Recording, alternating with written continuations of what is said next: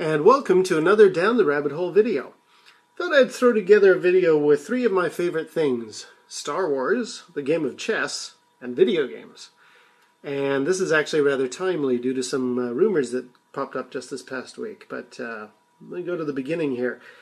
The famous scene from Star Wars with the chessboard. In fact, let me move in front of the screen because I don't want YouTube to think I'm in violation of copyright by streaming the movie. I am pointing something out here. Yeah, the chess game. We all know it. It's a great scene from the original film. You got Chewie and R2 having their game and 3PO looking on. A couple of monsters on a round chessboard move together and attack each other. It's a very, very fun moment in the film. Originally made by Phil Tippett. It was one of his first projects when he first started working on Star Wars. He then went on to do a whole pile of stuff for the Star Wars trilogy, and interestingly, might be coming back. Now, I'm just going to step away to read out a quote here. There was an email recently from somebody close to Phil Tippett regarding Episode 7. And all it says is, Falcon chessboard, stop motion done by Tippett. How cool is that? Could have been done so easily and quickly by CGI, and it's not. So it sounds to a lot of people that Phil Tippett is returning on Episode 7 to do another chess scene, which would be kind of cool. Now, the reason that's kind of related to what I wanted to talk about is a lot of people think that this has been around and was well thought through when the original film was made.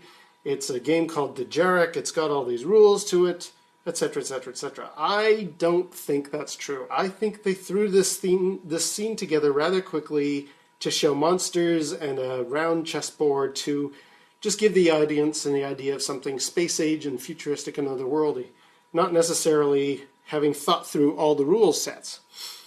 Now I'm going to play the sequence, and there's a reason why. What's going to happen is the blue fellow is going to move to the center, the yellow fellow is going to move up to this black square here, and this big Frankenstein monster is going to come up and kill the yellow guy on that board. Now, just watch the sequence, and I'll be explaining. There's the blue guy moving to the center. It's R2 and Chewie doing their thing. The yellow guy moves to the black square. Now be careful, R2. Yes, yes, yes. This guy comes along and attacks him. End of the scene.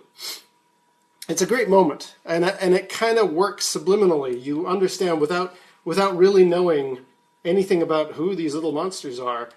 You kind of get the idea it's like a chess game, but it's on a round board, and it's got these monsters in it. What's going on? I suspect what was happening is Phil Tippett just threw together some monsters and had them look like they were moving to certain spaces to imply to the audience this was a game, but without any specific rules. Now, I'm going to step away again, because there's a quote here I want to read. In an interview Phil Tippett did years ago, he was asked about the chessboard, and he said, "There wasn't much time or money, just something George thought would open the film up a bit. I used an old puppet that George saw in our cantina shop. Then John Berg and I sculpted the chess pieces in a couple of evenings and shot it during the ILM wrap party." So you see, not really a full game that had rules and everything else. Fans have developed them since, but back then it was just some monsters moving around on a board to make it look kind of space age. Excuse me.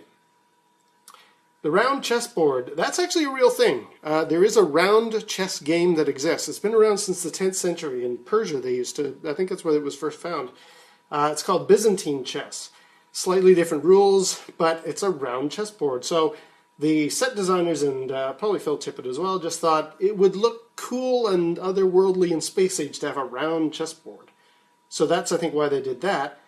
These monsters here, just thrown together for effect. A bit of movement, a guy jumping a couple of spaces, that implies that that's a piece that gets moved, and this one comes along and defeats him, and that's what you do in chess, you defeat the other pieces. Final thing I wanted to mention, I'm going to cut to another way of playing this, but for something that I suspect was actually just thrown together for fun, or for the film, but without any rhyme or reason or rules to it, this has become a game of fascination for Star Wars fans for a long time. You can buy these pieces and the board in Star Wars shops and comic book shops. Comes with a little book of rules how to play it. There was actually, I'm going to link to a guy on YouTube. There's a YouTube video of somebody playing this in what looks like a PlayStation setup, because he's actually using some of the keys on the PlayStation controller, and I thought, hey, it's on PlayStation Network. I'm gonna get this. Unfortunately, it was never actually released. In the comments, and again, link below. In the comments, the developer was saying this was for something we were working on. We never released it, and I think he was saying it's also for PlayStation Home, which we all know is also going away. So, unfortunately, a game that may have actually brought this to life is no more. And unfortunately, further, I have a version of this that I've been able to play, and it's a fantastic interpretation of these rules. And I'm going to show it to you in a second. I regret, I just looked it up before doing this video, you can't get this game anymore either. It's been pulled from the shop. So I apologize. Here was me about to advertise, hey, would you like to play the Star Wars chess game? You can. And it turns out, no, you can't. This one on PlayStation doesn't exist. And the one I'm about to show you, which is on iTunes, or was on iTunes, it got pulled just earlier this year. Maybe that's a Disney thing, I'm not sure. Anyway, I will cut now to the iTunes or iOS version of the Dejarik Hollow Chess game. Okay, so here is the iOS game that I wanted to show off. It's called Hollow Chess, and it's really close to what you see in the film. It's made by developer MiyuMi. I apologize, you can't actually get this anymore. It's really too bad, because they did a good job of replicating what you see in the Star Wars game. Now, I guess they thought they would be avoiding copyright by making it knights with laser guns instead of monsters who kill each other. That way it doesn't look that close to the Star Wars game. But regardless, I guess Disney decided, no, that's close enough. We're taking you off the iTunes store. Very unfortunate, much like the Sony game. So anyway, I'll show you what it's like. Now, the rules are rather complicated. They have that chess element of complexity to them. I'll gloss over, because the nice thing is when you're playing, you can actually see your available moves as well. So, but I'll give you a brief rundown of how Dejarik, they even use the name in the title, how it is played according to these rules. They consider that board to be made up of an outer ring, a middle ring, and a center, each one having squares. Now, again, they're avoiding the Star Wars comparison as much as possible. They never actually show the squares. They just refer to them as these areas, these dots. And you'll see on the board itself, it doesn't have squares exactly. They did their best to kind of avoid, and there are knights as opposed to little monsters, but it's clearly you could make a very quick adjustment to it being the way it appears in the Star Wars film. Anyway, so what are the moves? You can move from the outer ring to the very center, like the blue fella does. You can move from the center to the outer ring. And in their rules, when you're moving from the outer to the inner, you can either go all the way to the center, like the blue fella, or you can just move to this middle zone, which they kind of refer to as the combat zone. That's where fighting takes place. You all begin in the home outer region. You can either move to the center, or if you move into this middle combat zone, that's when you can fight the other pawns. So, again, moves are either all the way to the center, and then if you go all the way to the center, your only move is all the way out to the home. You can't move to the middle.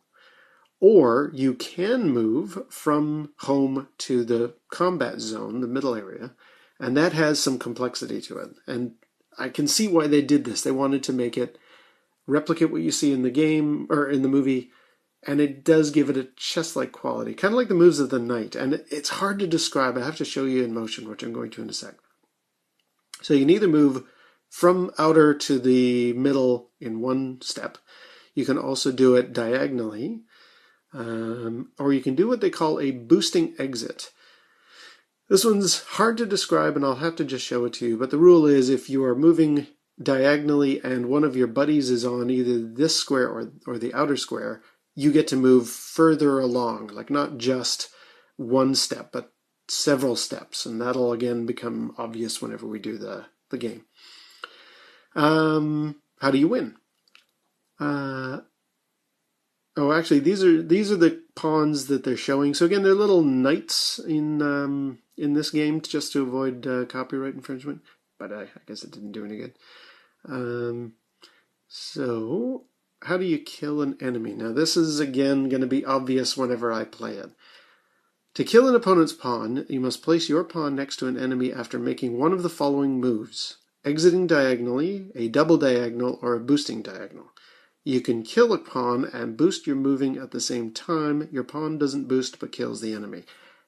It sounds complicated, and it kind of is when you look at it, but after playing it a few times, you will become intuitive with it. If you've played enough chess, you can kind of wrap your head around this. So, let's show how do you win. Okay, there's a 3-point win, which will be, as in the blue here, if you get all 4 of your pieces together side by side. That's a 3-point win. You can also win by 1 point, where if you lost one of your blue fellas, if you at least line up the 3 remaining ones in the middle, you get 1 point and you win that game. There's also a 2-point win, which is done by killing your opponent's 2 characters. So a third way to win is by killing 2 opponent's pawns. And that's essentially the game. So let me show you a few rounds here, because it's not intuitive, but once you've seen it play a few times, you'll get the hang of it. So I'm going to play against the computer. They'll be blue. I'll be the orangish sort of brown color. So here we are. And I hope this comes through on the screen here. But basically, you can kind of see there's a little flicker to these guys. These little knights are kind of flickering like holographic characters. It's very, very good. All right, so I will move. So again, let me select one of my guys, and you can see that I have the option to move to the combat zone or all the way into the center. And if I uncheck him, it's taken away that move. And that's very handy that it shows you each of those possible moves. So basically, I can only go to the middle ring or the center.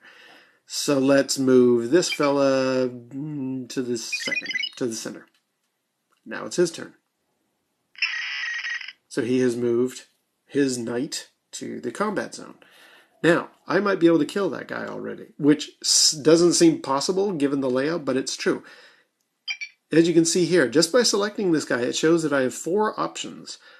I can move out to this spot here, which would be my 4th option. I can move on a diagonal to the 2 or the 3, and you'll see again, because the 2 is showing that I have a buddy in that spot, I would then boost over a couple of moves. And if I do that, that means because I've got a buddy here, I would move another couple of steps. So you see, it's complicated, but it makes sense. So let me do that. I'm going to move him. I'm going to say I'm going to move to 2, my blue options. Due to the way the rules work, it's then going to forward me all the way up to the red spot. And that's kind of like in the game, or in the movie. We saw the yellow fella and the sort of Frankenstein guy. They moved very far across the board. Let's see here. Let's move him. No, let's not move him. Let's move him. And I'll see if I can get... No, you know what? I'm going to move him back out again. See, I can only move out because somebody's in the center. I have a feeling somebody's going to come up and try and kill me, so I'm moving out. His move. I'll see if I can kill him, if I can get somebody beside him. Ah, okay, see the red one? That's showing me I could move my fellow over to this number 1 because it's on a diagonal. And because he's there, I would then boost to there. And because there's somebody that I know there, it means I would move all the way over there. And because I would be beside him, I would kill him. Let me show you what I mean. And I killed him. Does that make sense? I don't really know. Oh, and then he killed me. All right, let's see if I can get him. No, I can't get him because I gotta have something beside him there. But maybe if I move this fella. Yes, I will move to the 1 because I'm beside a friend. I will then move to this number 1 and then I will kill him. And I win. Because I've killed 2 of his pawns. I know it doesn't really make sense, but it is kind of the rules of what we saw in Dejarik in the movie. So let's do another round here. He gets to go first. He has moved to the center. Oh, I don't know. Let's go with my guy up.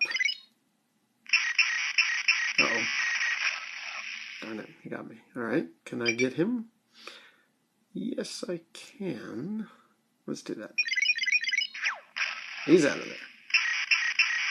No, now he's won. So I had 2 points, then I lost 2 points. Let's go with me going just up 1.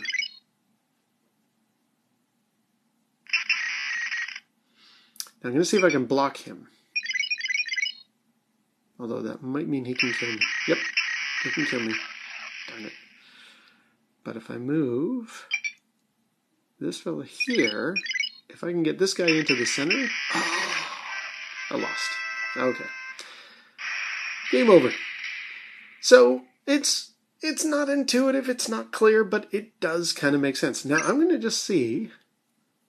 I'm going to try and do a 2-player game and see if I can recreate exactly what we saw in the movie.